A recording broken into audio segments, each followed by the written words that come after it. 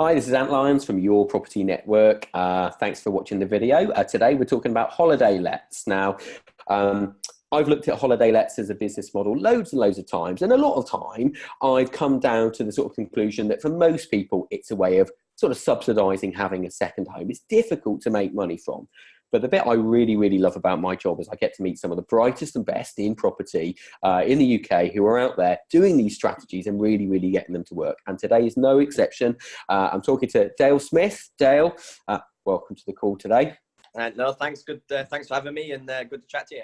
Yeah, thank you. Well, for people who are watching the magazine, watching the video, don't necessarily read the magazine at the moment. We've featured some of your projects in the magazine. We've done some webinars with you. And you shared a couple of case studies, and we're going to talk through one of those today. Absolutely stunning property. Now, I'm sure it wasn't before you got your hands on it. And our aim in the next 6 or 7 minutes is to give people an insight into what this was. And we're going to drop in all the video, all the photos. They'll be appearing as we chat. So, holiday lets. Am I right there? A lot of the time, it's just people owning a second home and they rent it out, and it sort of pays for part of it. Is that true to say? I think, yeah. I suppose it back down to people's experience, and really, I think if we look at all the property strategies out there, SA has become one of the buzzwords over recent months, years. Where if we look at from a strategy point of view, holiday lets have always been around. I'm sat here in Saltburn. 120 years ago, this was built as a holiday destination. So it feels like it's done full circle. But as you say, for a lot of people, it may be that they've got it as a second home. They rent it out part of the year so that they can pay for it and enjoy it themselves as well. And I think a lot of that probably comes down to location. And if we look at holiday letting in North Yorkshire is one of the most popular tourist destinations in the UK. So from a strategic point of view, it does fit quite nicely. So I think location and circumstance is one of the reasons that we've evolved into the holiday let market, really. And it's really interesting because, you know, the model will vary from area to area. And we were chatting earlier on saying that if I was looking at this property on the sort of North Cornish coast or something like that, it just wouldn't really work as a business model, would it? Because you'd be paying 5 times the price. Yeah, completely. And that's the thing, is those capital values play a big part when it comes to purchasing, refurbishing, and you're looking for a return on what capital you've got invested. The more expensive properties, which then tend to perform well as holiday lets, may not actually stack up on what you've paid for it. So whereas North Yorkshire, we're still lucky that capital values are pretty low given what quality of properties are available, and therefore the model does work really well. Okay, excellent. It's great to see it working as well. So let's start off with not necessarily some of the negatives, but before we go into the case study and talk about, you know, how much money it makes, because that's I guess at the end of the day why we're in it. Let's talk about some of the challenges in holiday lets, because it's not like your standard AST where you've got a tenant just sat in there. Customers, and particularly customers on holiday, are more demanding. So. How do you cope with that? What sort of systems do you have in place? So now we've got a lot of systems, but when we started out on Burnsyde, which we'll talk about 3 years ago, we didn't have any systems in place. So it was a matter of we did a lot. We had a lot of different OTA platforms working. So we would be able to take bookings, speak to guests from our mobiles, which is good in any business to be able to do it on the go. But it was time intensive. And I think the biggest thing with holiday letting versus other strategies is on a daily basis, it's going to require your time. There's a lot more logistics involved. So, you know, taking bookings, speaking to guests, liaising with cleaners or doing the clean yourself if you're starting out, perhaps making sure the linen has been cleaned and in place, and then a bit of firefighting if the guests get there and they've got a problem or whatever it may be. So but these logistics are outweighed because it's a business, it's not a passive income, so the income is substantially higher. Yeah, completely. So income substantially higher, and I think that's one of the key things that when we look at it, we've done it because we've gone down holiday let route because we wanted to build a business out of it.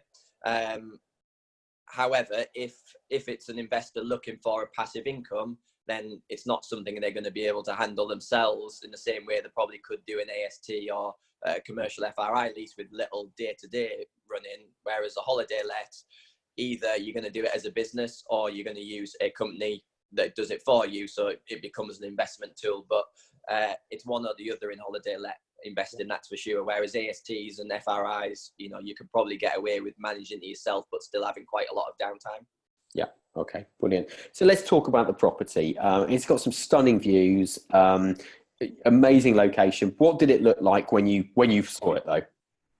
When we got it, so a little blue bungalow that really hadn't been touched for probably 30-40 years. The owners used it as their own holiday let. So as we were talking about earlier, came and visited on a Friday, Saturday, Sunday. Significant damp through the property. The property had been underpinned as well. It sits on quite a steep slope down to the beach. So a lot of issues there that a traditional lender just wouldn't touch. The property had, I think it was on the market 225,000, and it had offers over that. But we were able to get it. We were able to get it significantly cheaper because no one else could fund it, essentially. Okay, and so you paid 180,000 for it. That's right. Yeah. You know, big learning point there. You know, a lot of people are scared off. They just can't buy it. They want to buy it, but the finance isn't available. Yeah. So. Yeah. And on that note, we didn't secure it through a cash purchase. We used bridging finance. So used bridging finance to make the purchase. They were fully aware what the property was and knew that it was going to take, you know, significant refurbishment to get it back up to standard and make it mortgageable. But you know, that in there was what the opportunity was with it. Okay, and what were the extent of the works? Because you know, I look at it now. We're looking at the pictures now, and you know, it's a premium location. It's a premium product offering. So, what did you have to do to it? So everything, I think. So it was stripped back to brick. We opened up the kitchen dining room area into the sunroom. So all of those were existing. They just weren't maximised in terms of what space was available. And the views, you couldn't really see the view essentially unless you were sat in the sunroom. Whereas now we've opened all of that up. So as soon as you walk into the property, the views are its main feature, and they hit you as soon as you walk through the front door. So it was back to brick, re-insulation. We put a new staircase in. We moved that from one of the bedrooms. I had a little 2-foot steep staircase into the middle of the loft that got moved to the living room. We then created a bedroom and ensuite upstairs in the loft to take it to officially 3 bedrooms rather than 2 plus a loft space. So we didn't extend it, but we just maximised what space was already available and that was previously poorly utilised. Re-insulation, reboarding throughout, you know, damp proofing throughout. So there wasn't really anything. The only thing we didn't do is rebuild it essentially, but everying else. I mean, it sounds like you did a lot of work, and I'm looking at the numbers now because you spent sort of 45,000, and that's not a huge chunk of money. How were you able to sort of maximise the works for your pounds? We did a lot. We did the majority of it in house, and to be honest, so my dad's very hands on. Everything we've done in the past, my dad now project manages our projects full time, and we've now got a team of 5 people in house who do all of our refurbishment and conversions. But at that point in time, we had a small in-house team, used subcontractors as we needed to, but that did enable us to keep the cost down. You know, it wasn't a matter of saying this is what we want and go to a builder and pay retail money for it. We did it in house, which obviously meant we could keep those costs down. Okay, brilliant. So and you've realised a significant. First of all, we're going to talk about it in a minute. We're going to talk about the cash flow from it and what it does for the business. But in terms of an asset base as well, it was a good way of creating a big chunk of equity. So, what do you think you kind of spent on it in total, and what do you think it's now worth? So, what's your kind of net equity gain in it? So we purchased at 180. So we spent about 45k on the works. We obviously had bridging loan, fees and interest. We spent a lot on the furnishings, so we spent probably around 15 to 18k on furnishings. So total capital in was probably around the 80k mark, something like that. So round numbers, it probably owes us 250,000. So again, still not massive. We had it revalued after the works at 325,000. Today, based on what increase we've had in prices in this particular area, which has seen good growth over the last 18 months, 2 years. Plus with now what income it generates, the property's probably worth around 500,000 now. Wow. So almost, probably, around about £250,000 increase from, what you actually spent on it. So, which is amazing. It's a big chunk of money. And what does this do for you on a sort of monthly basis in terms of money in the bank, money in the business? So annually, this year we'll do about 65-70k revenue from the property. Our running costs on the average month, obviously peaks and troughs through the seasons, but average running costs around £1,800 to £2,000 a month. Our summer months, so June, July, August, we're doing about 7k in revenue. So those months we're going to be net profits around 5k a month.